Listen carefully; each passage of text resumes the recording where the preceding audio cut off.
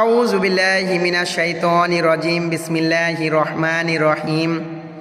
পরম করুণাময় আল্লাহর নামে শুরু করছি। এখন যে বিষয়টা আপনাদের সামনে আমি তুলে ধরব, কোনো ব্যক্তি মারা গেলে তাকে কিভাবে আমরা গোসল করাবো। একটা হাদিস আছে, লাম্মা গসালান নবী সাল্লাল্লাহু আলাইহি ওয়াসাল্লাম যাহাবা ইলতামিসু মিনহুমা ইলতামিসু মিনাল মাইয়িতি ফালাম ইয়াজিদহু।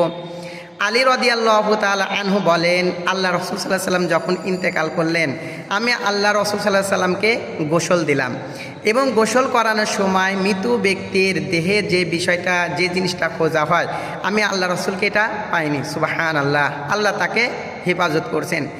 নবী এবং আমরা সাধারণ মানুষ এক না, নবীর বিশেষ মজেজা, এটা আল্লাহ পাক তাকে মজেজা হিসাবে এই বিষয়টা গোপন রেখেছেন। অন্য একটা হাদিস আছে, ওয়ানাহানু নাগসিল আবনাতুহু ফাকাল ইগসালনা সালাতান আও খামসান আও আকসার মিন যালিকা বিমা ইন ওয়াসিদরিন ওয়াজআলনা ফিল আখিরাতি কাফুরান ফাইদা ফারাগতুনা ফাদিন্নানি ফালাম্মা ফারাগনা আযান্নাহু ফালকা ইলাইনা হিকাহু ফাকাল ইশইরনাহা ইয়াহু। উম্মে আতিয়া, রাসূলুল্লাহ সাল্লাল্লাহু আলাইহি ওয়াসাল্লামের স্ত্রী উম্মে আতিয়া বলেন,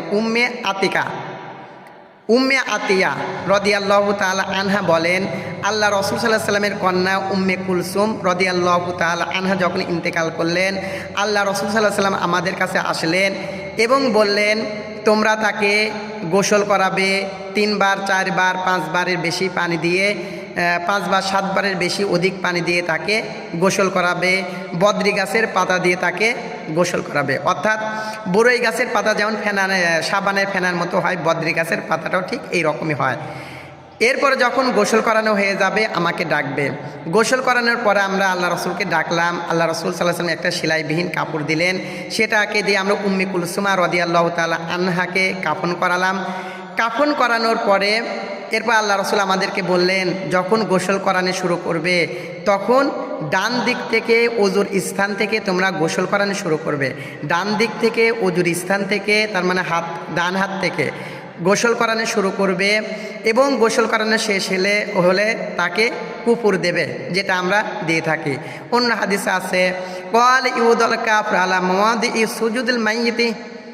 তোমরা অবশ্যই যখন কোনো মানুষ মারা যায় তাকে যখন কাফন করাবে গোসলের সময়, ওই গোসলের সময় যখন কাফন করাবে তখন সিজদার স্থানগুলোতে তোমরা কুপুর দিয়ে দেবে। এজন্য মৃত ব্যক্তি গোসল করানোর সময় এই কাজগুলো যেন আমরা করতে পারি। আল্লাহ আমাদের তৌফিক দান করে, আমিন।